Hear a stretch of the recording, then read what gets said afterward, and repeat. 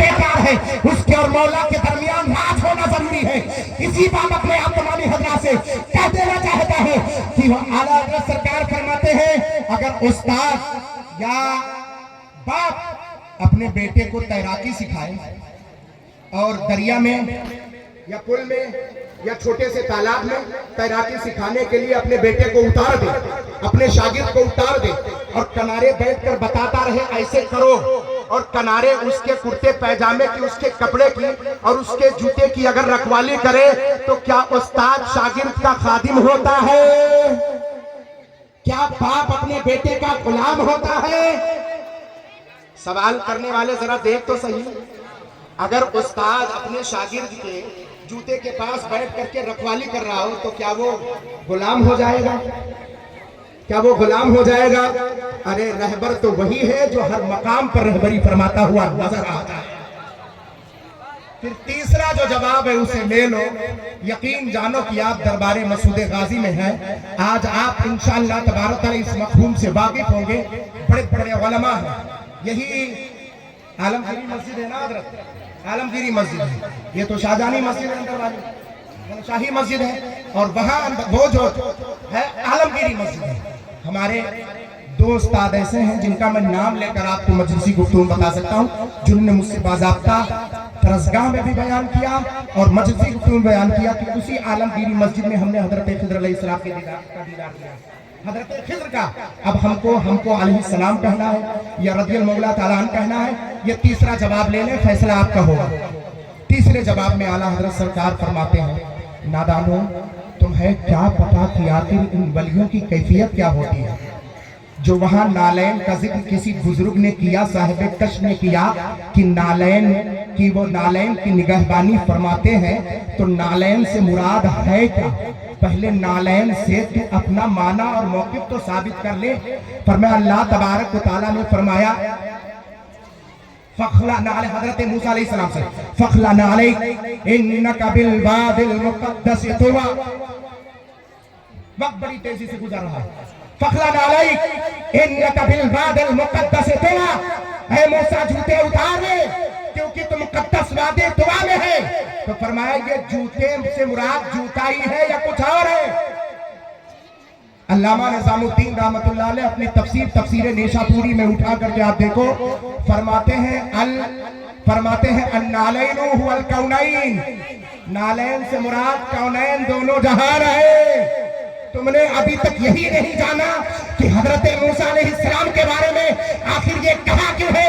क्या दुनिया इसलिए कहा, दुनिया की नफसानी ख्वाहिशात और दुनिया के तमाम मामलात है, और हजरत मूसा अलैहिस्सलाम चूंकि दुनिया में आमाल होते हैं और आमाल से जन्नत का सबब मिलता है, फरमाते हैं ये दुनिया भी नबी के लिए मुसाइब है और आखिरत भी नबी के लिए, तो इन दोनों के मकाम को मफहूम अदा करते हुए फरमाते नालैन से मुराद वहां कौनैन है। और अगर कौनैन मुराद ले लिया जाए तो कहते सवाल करने वाला जरा तू तो ख्याल कर। शेख अब्दुल वहाब शरानी रहमतुल्लाह अलैह फरमाते हैं, कुछ उलमा गए एक साहिब कश बुजुर्ग के बारगाह में इरादतमंदाना हाजिरी देने के लिए, तो उलमा से मुखातब होकर उस वक्त के वली, उस वक्त के शेख ने ये फरमाया, मरहबम बि आबिद आबदी बि उबैद आबदी, मुबारकबादी हो मेरे बंदे के बंदों पर। उस बुजुर्ग ने यह फरमाया, मुबारकबादी हो मेरे बंदों के, मेरे बंदे के बंदों पर, उनके बंदे के बंदों पर।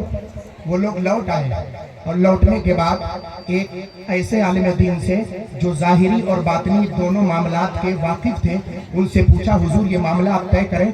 फला शेख ने फरमाया हम तुम आबिद वाबदी, तुम सब मेरे बंदे के बंदे हो, आखिर इसका मतलब क्या है?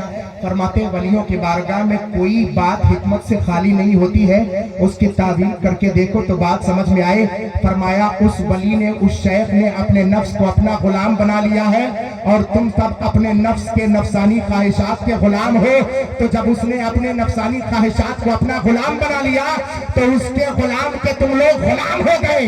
कहा अंतुम अबीद अब्द अबीदी, लिहाजा दरबारे सैयदे सालार मसूद गाजी में आकर अपने सीने को उभारना नहीं, कर्रो फर मत करना, अपने ताकत के बलबूते पर एक जुमला उठा करके कुछ कहना नहीं, क्योंकि दरबारे मसूद गाजी गाजी में अगर रहमत की निगाह होती है तो तीखी निगाह होती है।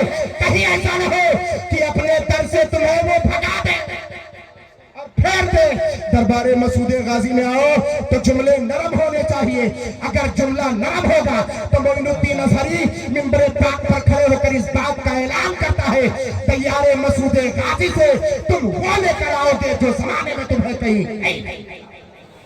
माशाअल्लाह वो मिलेगा जो शायद कोई तुम्हें अता करे। दरबारे मसूदे गाजी से वो मिलता है, क्या नहीं मिलता है? विलायत के ताजवर का नाम सैयद सालार मसूदे गाजी रहमतुल्लाह अलैह है। और असरार और रूस की बातों पर अगर आओगे तो मुकाम बहुत आगे बढ़ता हुआ जाएगा। औलियाए किराम के मुस्तलहात और उनके रुमूज के सिलसिले में बहर कर मैं मादरत चाहता हूँ। मैं ये मफहूम अब तमामी हजरात के सामने अदा करना चाहता था, तफसील के साथ बड़े इख्तिसार में मैंने पेश किया है। बस इतना जान लो कि सैयद सालार रज़ी अल्लाह ताला अन्हु किसे कहते हैं। उलमा जिसकी सीरत को नकल करें उसे औलिया कहते हैं, और औलिया जिसकी सीरत को नकल करें उसे सैयद सालार मसूदे गाजी। उलमा जहां पर दामन को फैला, जहां दामन को फैलाए उसे वली की बारगाह कहते हैं, और जहां पर औलिया अपने दामन को पसारे उसे सैयद सालार मसूदे गाजी। मौला ताला की बारगाह करम में दुआ है कि परवरदिगार हम सब के हाजिरी को अपने प्यारे मकबूल बंदे के बारगाह में कबूल फरमाए। जो कुछ मुरादें लेकर आए हैं मौला तबारक व तआला उसकी बराबरी हो। मौला ताला अपने बारगाह करम में चंद जुमलों को कबूल फरमा। बोलने में किसी किस्म की गलती हुई जानबूझ के भूल से माफ फरमाए। अस्तगफिरुल्लाह रब्बी मिन कुल्लि दम्बि व अतूबु इलैह। अस्सलामु अलैकुम व रहमतुल्लाह।